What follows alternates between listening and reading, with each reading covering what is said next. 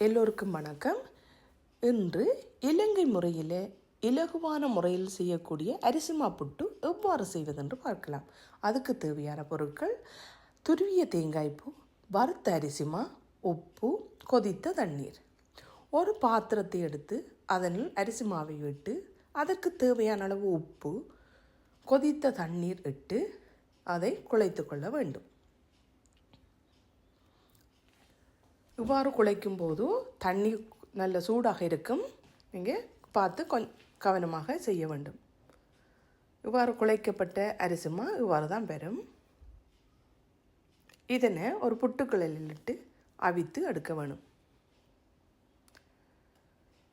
புட்டுக்குழலை எடுத்து முதல்ல குழைத்த அரிசிமா, அதன் பிறகு தேங்காய்ப்பூ, திரும்பவும் குழைத்த அரிசிமா, திரும்பவும் தேங்காய்ப்பூ, அதன் பிறகு குழைத்த அரிசிமா, தேங்காய்ப்பூ இட்டு இதனை மூடி புட்டுக்குழலில் வைத்து ஒரு 2 நிமிஷம் அவிய விட வேணும்.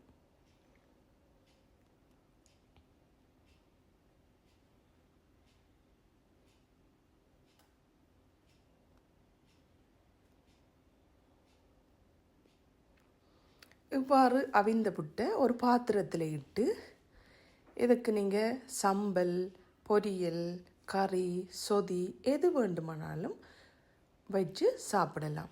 நான் இன்றைக்கு சம்பலும் பொரியலும் செய்திருக்கிறேன். நீங்களும் உங்களுடைய வீட்டில் இது மாதிரி வீட்டிலேயே தயாரிக்கப்பட்ட புட்டு செய்து உங்களுடைய குடும்பத்தோடு செய்து சாப்பிட்டு மகிழுங்கள். நன்றி.